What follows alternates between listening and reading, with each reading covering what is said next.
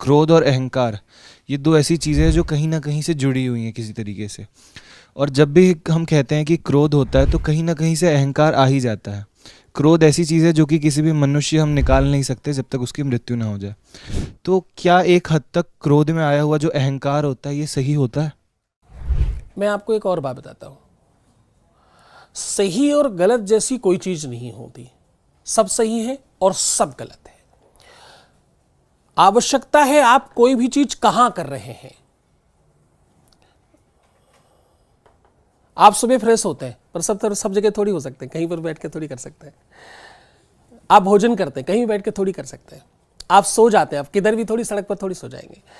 कोई भी चीज आपको बस ये अगर पता है कहां, कब, कितना करना है तो सब सही है। वो मैनेज करना, अब जो आप अभिमान कह रहे हैं, जो घमंड कह रहे हैं, हमारे भारतवर्ष में क्या है कि हमने इन सब चीज़ों को इसलिए कभी बहुत बड़ा नहीं कहा क्योंकि इन सब चीज़ों के कारण समटाइम आप अपने आप को बड़ा मान लेते हो और फिर आप आगे बढ़ना नहीं चाहते।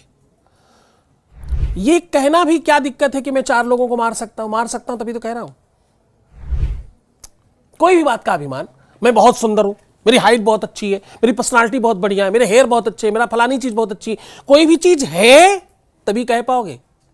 अभिमान दुनिया की पहली वो भावना है जो बिना जड़ों के नहीं बनती। जो चीज तुम्हारे पास नहीं होगी उस बात का अभिमान नहीं होगा तुम्हारे में, आ ही नहीं सकता, आप बोल ही नहीं पाओगे।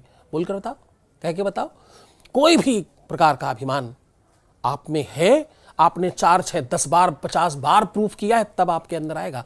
झूठा अभिमान, झूठा दंभ, समटाइम आप शो ऑफ करने के लिए करते हो, बस यही तुम्हारी जानकारी का अभाव है। इसमें उस दंभ की कोई दोष नहीं है, वो तुम्हारी जानकारी का अभाव है। तुम नहीं समझ रहे, तुम नहीं अभी जान रहे हो। अबोध छोटा सा बच्चा, इतना सा बच्चा उठकर आए और कमर पर हाथ रखकर बोले मैं अभी आपको उठा के पटकूंगा, मैं आपको मार सकता हूं, तो आप क्या करेंगे? आप मुस्कुरा के बोलेंगे हाँ, यस यस यस, ओके, बात तो तुम सही कह रहे हो, मैं डर गया हूं।